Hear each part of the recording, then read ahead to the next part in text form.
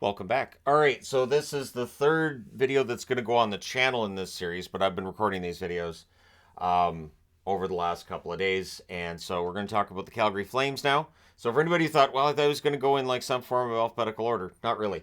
I just Arizona and Anaheim it worked because they were both done. They were against each other, and I knew they were already on break. And not only that, but it's pretty easy to talk about Arizona and Anaheim.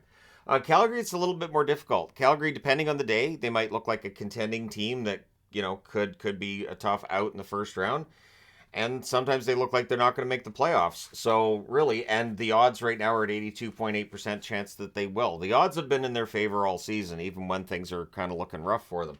So their overall record's 24-17-9. The highest they've been on the power rankings is first.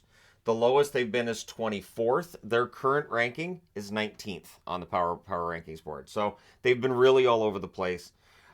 They've had point streaks, but they haven't necessarily been getting a lot of wins during said point streaks. So it's been tough to really gauge Calgary. Their first 10 games they were 5-4-1. Through 20 games they were 9-8-3. Through 30 games they were 13-11-6. So they win 5 in their first 10, 4 in the next 10, 4 in the next 10, and then 6 out of the next 10 where they end up 19-14-7, and since then they've been 5-3-2. So it's really a mixed bag with Calgary. It's been at times, again, they've looked like a contender, and at times not so much. So I've got them as both hopeful or contender. I view them more as a hopeful, but the fact the odds have them at 82.8%. If you're in the Stanley Cup playoffs, I view that as being contender status. The MVP for me, and this was a tough one, I think is Tyler Toffoli so far. I was thinking through the games. This is the reason why I watch all these silly games and all that. And I think the most consistent MVP-ish player for them has been Toffoli. He's been dangerous around the net. He's got 18 goals, and he could easily have had 20, 25 with some other opportunities he hasn't buried. Their leading scorer is Elias Lindholm. So Elias Lindholm, 15, I'm used to saying Elias. So Elias Lindholm, 15 goals, 30 assists, 45 points. Lindholm, I think, has had a solid season. Obviously, negatively impacted by losing both of his line mates in Goudreau and Kachuk. But he's found good chemistry now with his line mates, and I think Lindholm's a star player just all in of himself.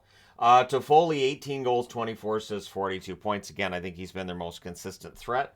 Kadri, 19 goals, 19 assists, 38 points. Started off fantastic. Has had some speed bumps here and there, but that's to be expected.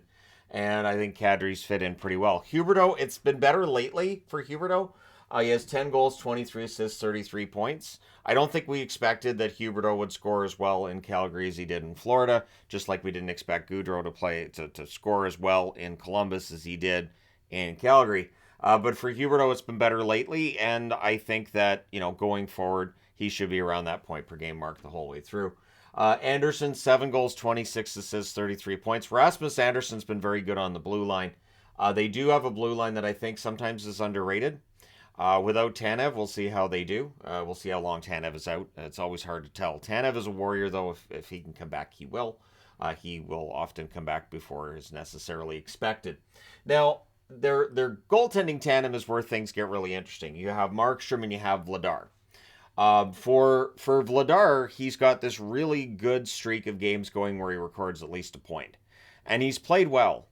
The advanced stats would tell you that the goaltenders are very, very close. The record would tell you Vladar should probably have more of the net than he's had through parts of the season. He's been playing a lot lately, but Markstrom makes good money, and Markstrom is coming off of a season where he was a Vezina-nominated goaltender, so you want to have him going.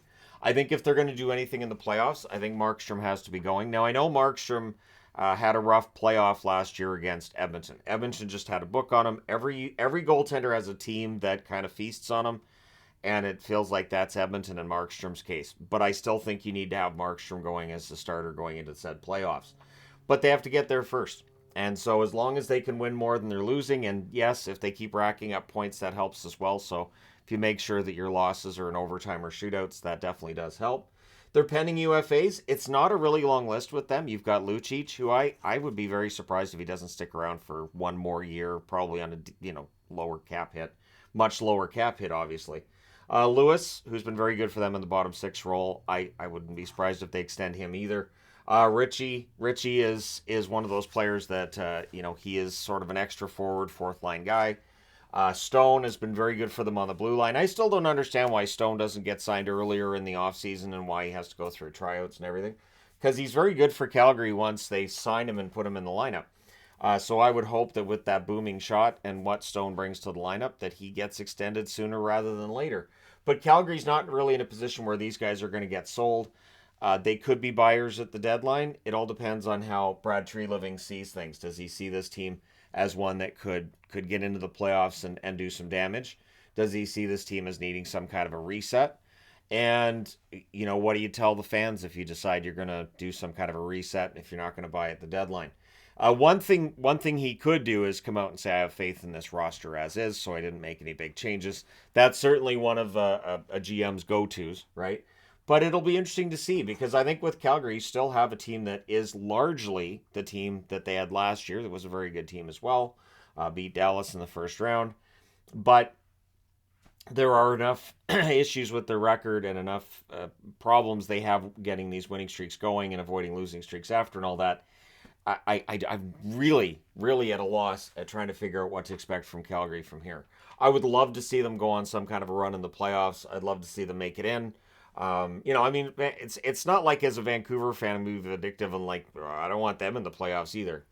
It doesn't bother me.